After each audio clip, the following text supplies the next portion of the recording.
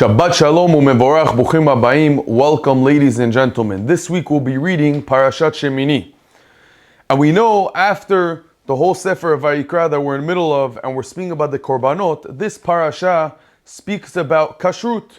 And we know one of the fundamentals of Judaism as a Jew is keeping kasher, keeping kosher.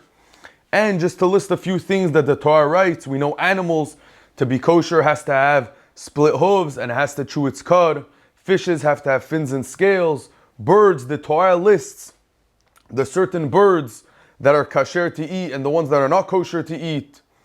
We know the Torah lists even an animal that is kosher and does split its hooves and chews its cud. It has to be shechita, it has to be a special way of slaughtering it. We can't just kill an animal.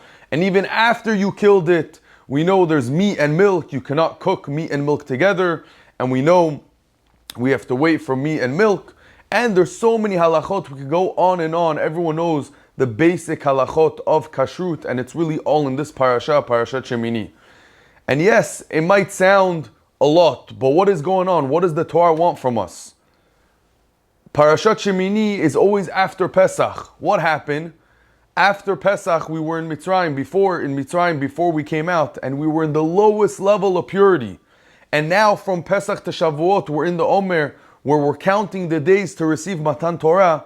We became slaves of the Egyptians, now slaves to HaKadosh Baruch Hu. We became servants to HaKadosh Baruch Hu. But to receive the Torah, we had to be on a much higher level, including purity of our body.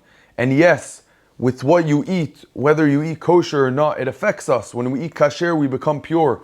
When we eat non-kosher, we become impure. And that's why the Torah teaches us the halachot before Matan Torah, before we receive the Torah, to be on the highest level to receive the Torah Kedosha. We have to also realize that some people say we're losing out. There's so many things that we can't eat. But something very interesting, it says in the pasuk in this week's parasha, Ach ze lo tochelu. Ach et ze lo tochelu. So to this you shouldn't eat when it lists the animals. But the Kaf HaChaim asks a question.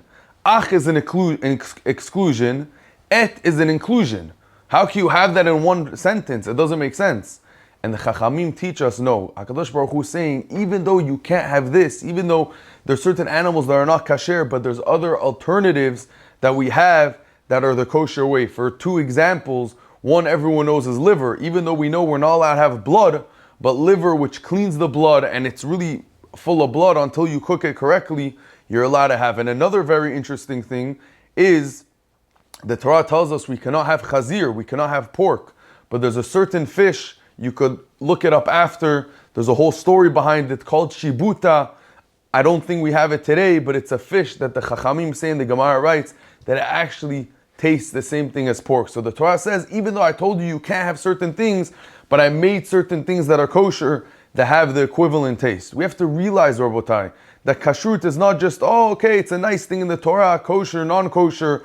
Why do I care how the animal's killed? Where do I eat it from? Some people say I don't only eat pork, only meat, only dairy. We have to understand that the Torah tells us that when we eat kasher, when we eat kosher foods, we're on a much higher level. And it makes us pure. And when we eat non-kosher, God forbid, it impurifies us. And that's why before Matan Torah, especially these times, we have to be extra careful. Today it's so easy to keep kosher.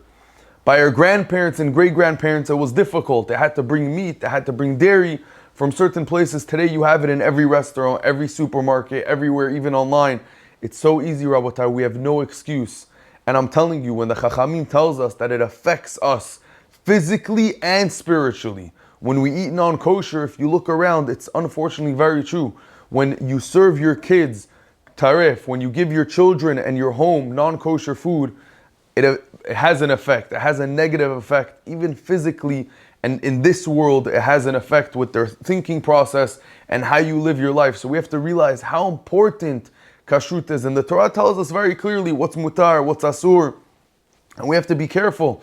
And it's always something that we should learn. Because sometimes we forget. We think, it's easy, but we don't realize when we go to certain places what they use, or certain oils, and the list goes on and on. But Be'ezrat Hashem, in this week's parasha, if we learn and dwell in a little bit about kashrut and how important keeping kosher is, and we could really appreciate it and become pure to receive Matan Torah and learn the Torah Kedosha, We'll see the Geula very soon. Shabbat Shalom umevorach.